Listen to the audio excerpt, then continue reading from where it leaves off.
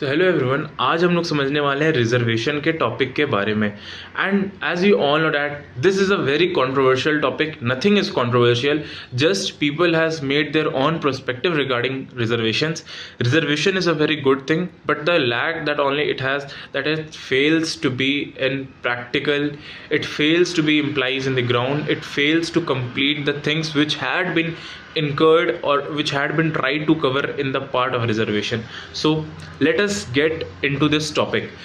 In only 3 sections reservation can be given in this country. First one is reservation in educational institution, second one is reservation in public employment and opportunities, and third one is representation for the people, reservation in representation of the people. यानी कि reservation इस देश में सिर्फ 3 चीज़ों के लिए दे सकते हैं। पहला, जब आप कोई एजुकेशनल इंस्टीट्यूशन में हो।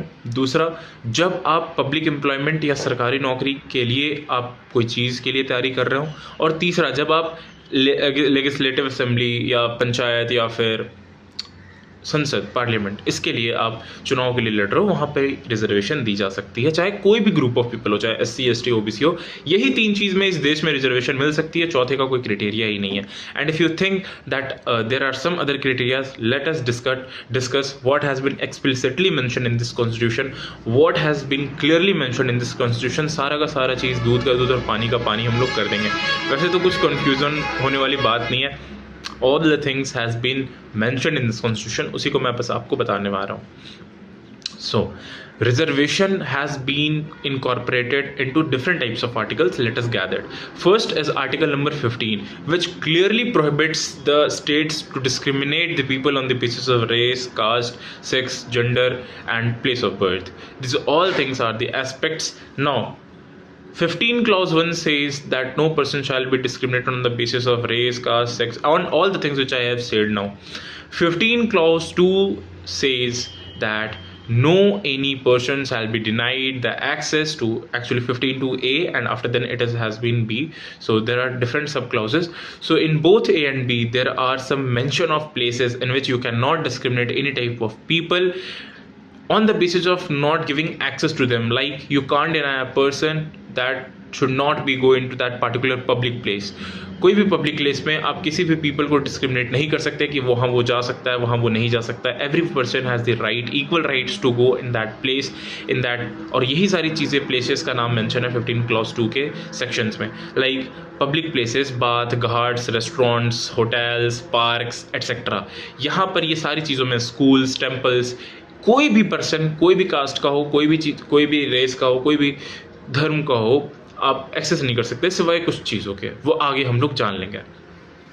Now 15 clause 3 says that state can make special provisions regarding to women and child। यानी कि स्टेट चाहे तो वो, अभी ध्यान से सुनिएगा, अगर स्टेट चाहे, अभी ये वर्ड जो है चाहे, it will lead to end of all type of confusion in your minds.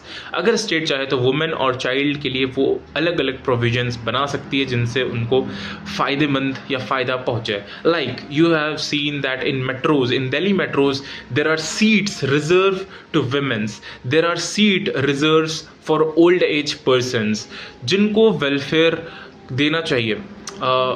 आपने देखा होगा, like in Delhi the buses which has been public, which are public buses started by Kejriwal, he has set all the fares apart for women's। कोई भी women को पैसे देने नहीं पड़ेंगे किराया। So it has been incorporated in this constitution, that's why Kejriwal is giving that type of facility। नहीं तो इसके अलावा कोई भी तरीका नहीं है कि आप वुमेन्स को सिर्फ फैसिलिटीज़ दे दे और मेंस को ना दे। ये प्रोविजन है कॉन्स्टिट्यूशन में कि वुमेन्स और चाइल्ड के लिए आप सेवाएं दे सकते हैं अलग से, इसीलिए वो दे रहे हैं, अपने से कुछ नहीं कर रहे हैं। वहाँ पे है इसलिए वो दे रहे हैं। कोई भी सरकार चाहे तो वो दे सकती है according to the conditions of that particular place. Now अब यहाँ से असली चीज़ शुरू होगा। 15 clause 4, state can make different type of facilities or provision regarding to reservation for SC STs and OBCs। और यहाँ पे लैंग्वेज किस तरीके से इस्तेमाल की गई है, ये तो मैंने आपको बताया कि क्या कर सकते हैं। लैंग्वेज ये इस्तेमाल की गई है कि नथिंग शैल प्रिवेंट स्टेट, यानी कि स्टेट को कोई नहीं रोक सकता इन सारे लोगों को स्पेशल टाइप की फैसिलिटीज़ वगैरह देने में। अब ध्यान से समझिएगा, अंडरस्टैंड केयरफुली। यहाँ पे कॉन्स्टिट्यूशन, ये कोई सरकार की बात नहीं है, कॉन्स्टिट्यूशन में ही लिखा हुआ है स्टेट को कोई नहीं रोक सकता। स्टेट चाहे तो खुद को रोक सकती है रिजर्वेशन देने से, ध्यान से समझिएगा। स्टेट चाहे तो वो खुद को रोक सकती है रिजर्वेशन देने से, लेकिन कुछ स्टेट को नहीं रोक सकता। समझ में आ रहा है बात आपको? जैसे अगर आपके पास पावर हो अपने बच्चों को पैसा देने की, तो कोई तीसरा इंसान आपको ये नहीं बताएगा कि तुमको पैसा देना है कि नहीं। आप दे सकते हैं, लेकिन अगर आप चाहे तो आप नहीं भी दे सकते। यानी कि reservation is not a thing which can, जो आप मांग सकते हैं कि नहीं ये तो मुझे मिल के रहेगा। अगर स्टेट प्रोवाइड कर रही है तब आप मांग सकते हैं, अगर स्टेट नहीं प्रोवाइड कर रही है तो आप नहीं मांग सकते, क्योंकि लैंग्वेज ही यही है, nothing shall prevent the state. यानी कि स्टेट को कोई नहीं रोक सकता, लेकिन अगर स्टेट चाहे तो वो खुद को रोक सकती है। So this is the main thing. ये 15 क्लॉज 4 का लैंग्वेज है, और ये सारा लैंग्वेज आप चेक कर सकते हैं आर्टिकल्स में। आर्टिकल नंबर 15 क्लॉज 5 सेम चीज़ ये कहता है, लेकिन ये कहता है कि एजुकेशनल इंस्टीट्यूशंस के लिए। यानी कि 15 क्लॉज 4 क्या कहता है? एजुकेशनल इंस्टीट्यूशंस के लिए ओबीसीज, एससी, एसटी को अगर रिजर्वेशन दिया जाए तो कोई भी रोक नहीं सकता। ये बात है यहाँ पे।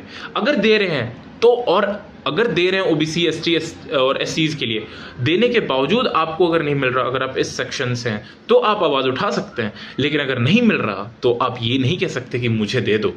अगर वो किसी पार्टिकुलर कम्युनिटी को नहीं दे रहे, इसका मतलब ये नहीं कि आप जाके कहेंगे कि मुझे दे दो। अगर वो दे रहे हैं और सबको दे रहे हैं लेकिन आपको नहीं मिल रहा, तब आप जाकर के सिर्फ आवाज़ उठा सकते हैं। ये बहुत मेन चीज़ है, इसके आगे हम लोग समझेंगे।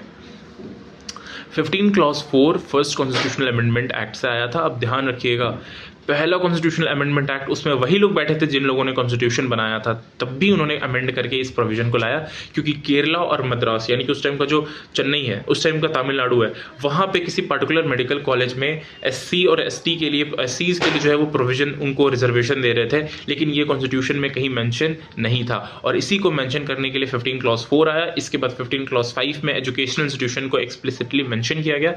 15 क्लॉज इसके बाद अब हम लोग आगे जानते हैं। इसके बाद 15 क्लॉज 6 का 2 सेक्शन है, ए और बी। ए में कहा जाता है EWS